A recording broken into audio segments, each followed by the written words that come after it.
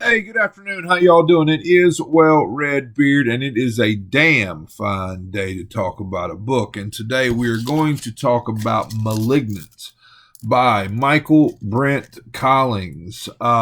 This is my second read by Mr. Collings, having done *The Forest*. I think I like *The Forest* a little bit more. I gave *The Forest* 4 stars. I think I'm somewhere around 3.5 on this one.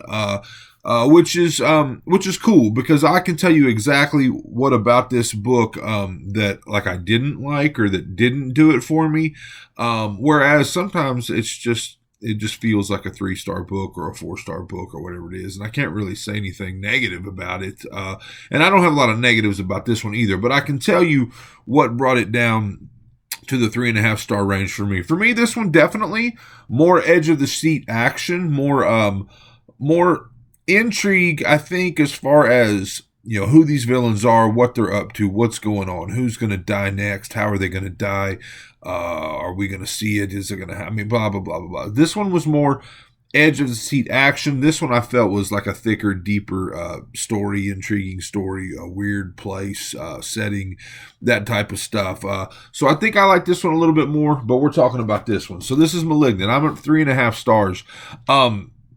It's about a hostage situation at a school, and initially you kind of get the idea that it's just going to be another school shooting scenario. Granted, a very well planned out one. Doesn't feel like students. We don't know it yet. We've got a character called the teacher and another character called the lady, and they've got 6 dudes with them that we only know as colors. They're all dressed in black. They're all in tactical gear. Each one has a different color band on their arm. They all know exactly what they're doing.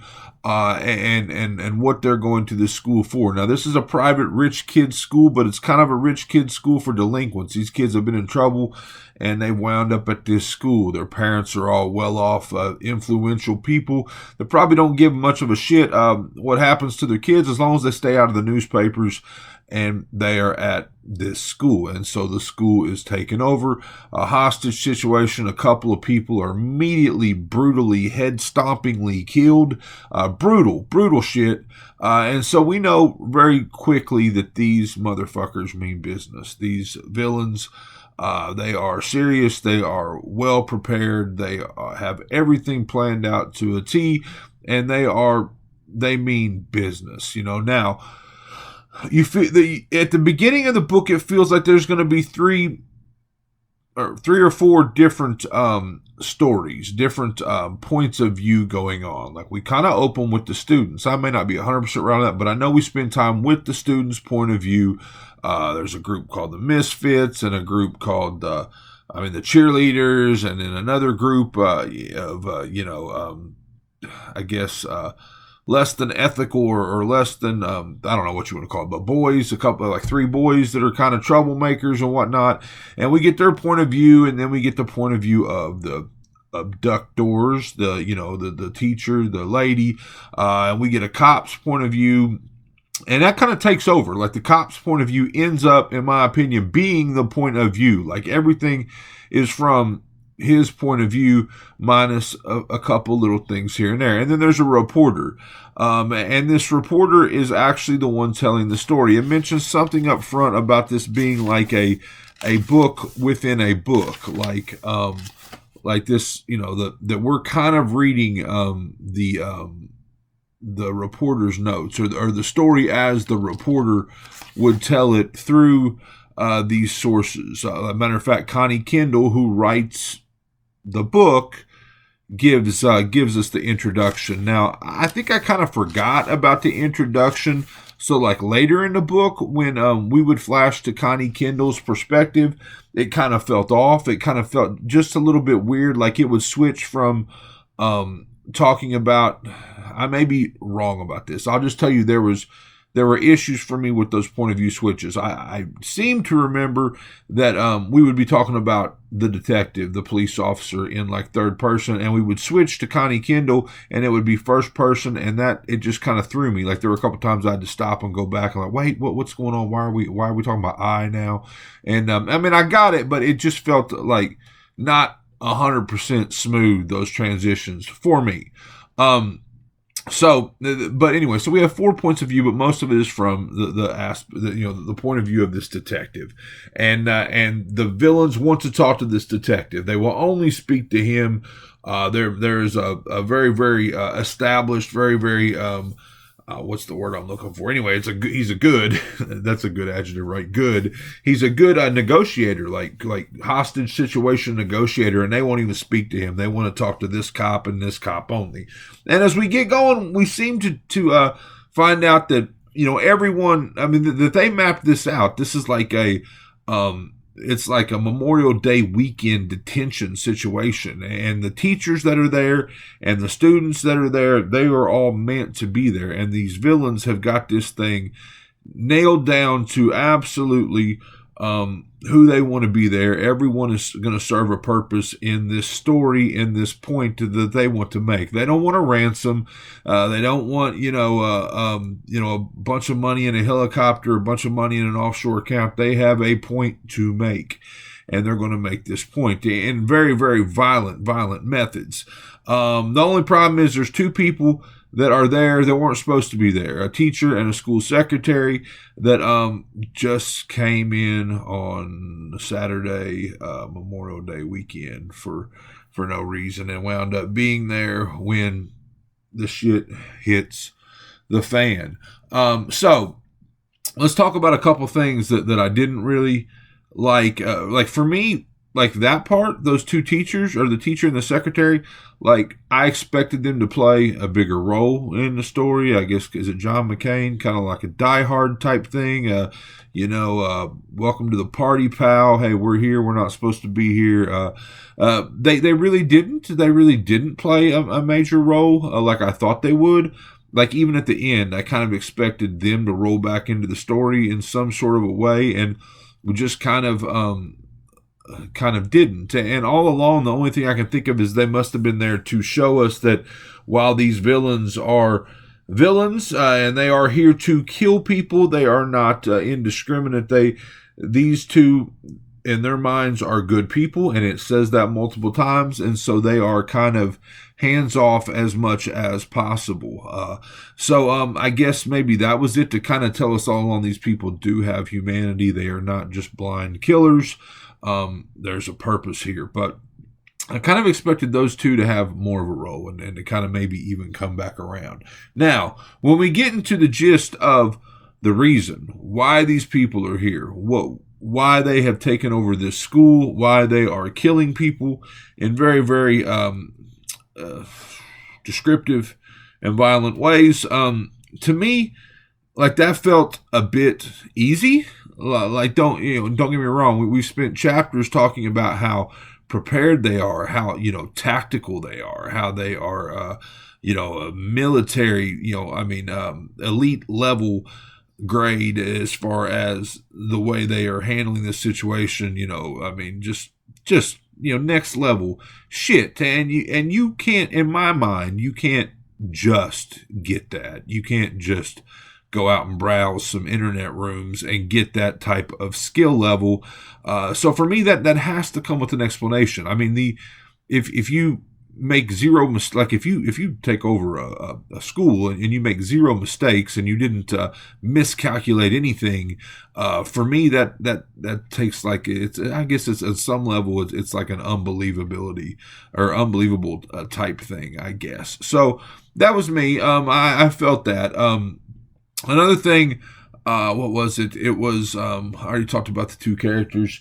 I think, again, there's a scheme. There's something going on. There's something that the teachers of this school are up to, kind of in cohorts with some of these students' parents.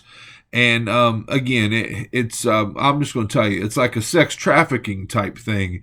And just the methods there. I mean, I know sex trafficking exists. It's a very, very horrible situation, but some of that felt a bit unbelievable as well. We find out that these people are going to like away athletic events and abducting girls from the opposing schools and this and that, and it just felt a bit a bit unbelievable. I have to say that. Now, I'm saying all this to tell you that this is a wonderfully exciting, action-packed book. I mean, I was intrigued. I was on the edge of my seat.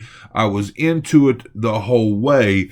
I'm just telling you that if you are a nitpicker, there are some things that kind of didn't ring completely believable, and then I felt that like the two characters, probably should have been maybe wrapped up more. We should have had a little bit more about them. But I mean, that's it. We've got a situation: 8 people taking over a school. There are like 25, roughly estimated hostages.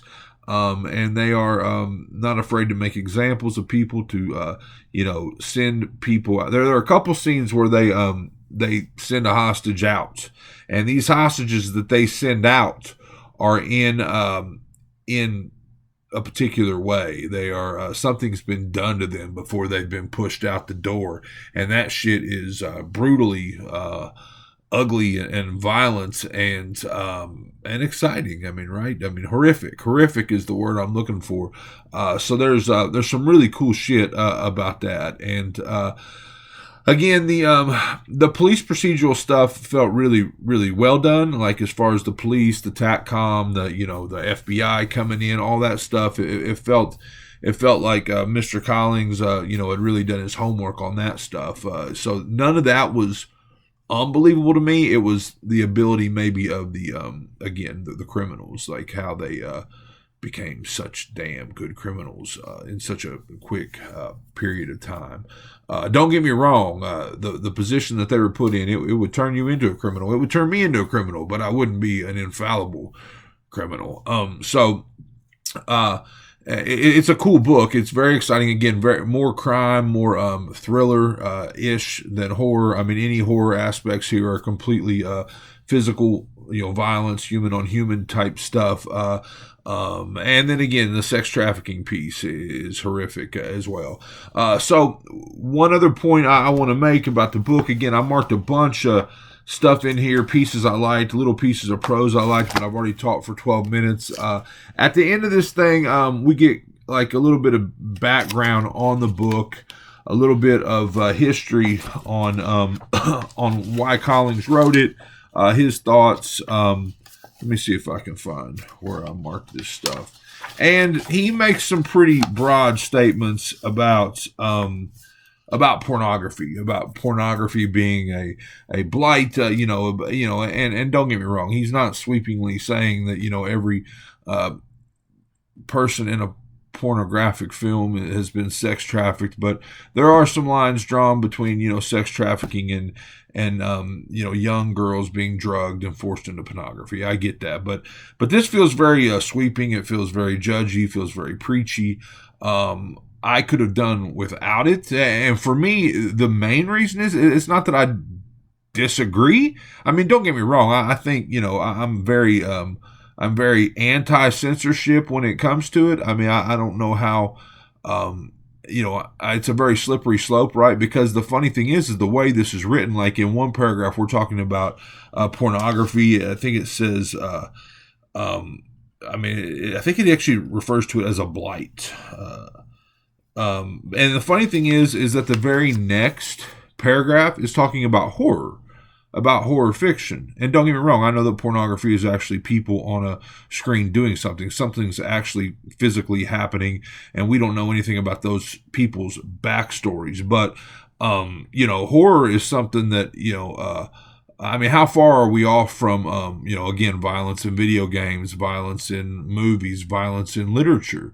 Again, the literature just rolls out of you wonderful, wonderful authors' heads. It's not real, but, how far are we off from putting restrictions on horror fiction, on what you can do in a published book? I don't know. It just felt odd to me that we, like on one paragraph, we were talking about shutting something down, something being horrible, something definitely not being an art form, even though some people, may choose to do it out of their own free will. Some people may even look at it as providing a service.